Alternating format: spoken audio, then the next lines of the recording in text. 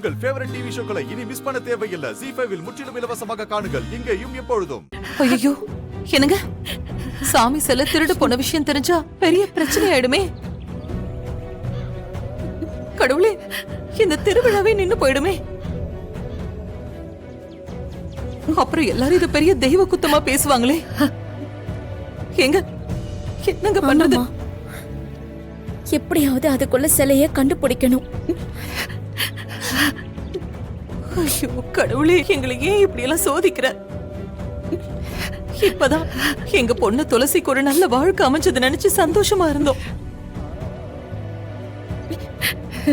இப்ப கோயிலோட சாமி செல்ல திருட போயிருக்கு.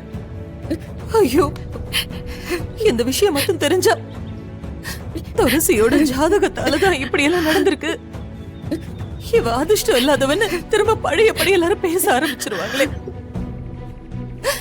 சரி, நீ அழாத. அப்படி எல்லாம் எதுவும் நடக்காது. நீ தைரியமா இரு. அழாதீங்கம்மா. எப்படி சிலையை தேடி கண்டுபிடிச்சிடலாம், யாருன்னு பாப்போம். நீங்க அழாதீங்க, புரியுதா?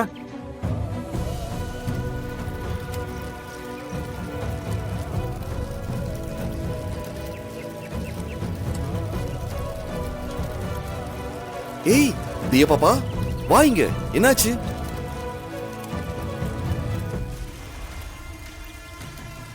செல்லம், என்னாச்சுமா? உங்ககிட்ட பேசணும் அங்கிள். என்ன விஷயம்?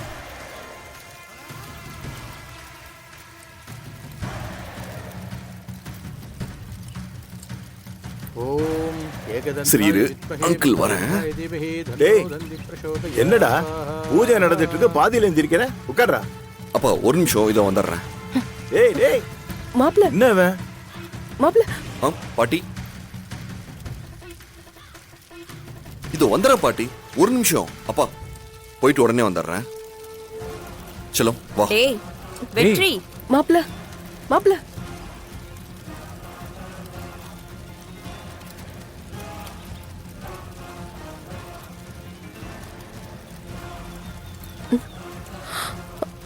என்னங்க இவன் இப்படி பண்றான்? அந்த குழந்தை மேல வெற்றிக்கு ரொம்ப பாசம். அந்த குழந்தை என்ன சொன்னாலும் வெற்றி செய்வாரு.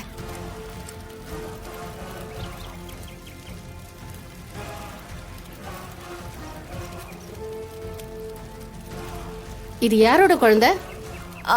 அதான் துளசி ஒரு குழந்தை வளர்க்கறாள்ல, அவதான். அவளுக்கு நிச்சயம் பண்ணவர் கூட இறந்து போயிட்டாரே, அவரோட குழந்தைதான்.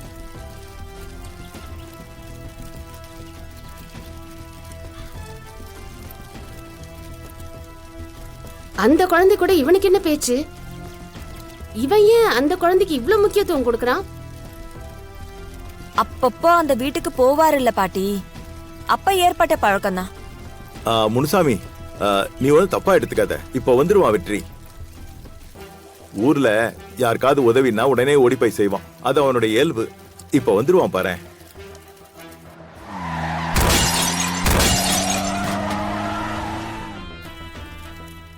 ZEE5 ஆப்பை டவுன்லோட் செய்து அனைத்து எபிசோடுகளையும் இலவசமாக பாருங்க.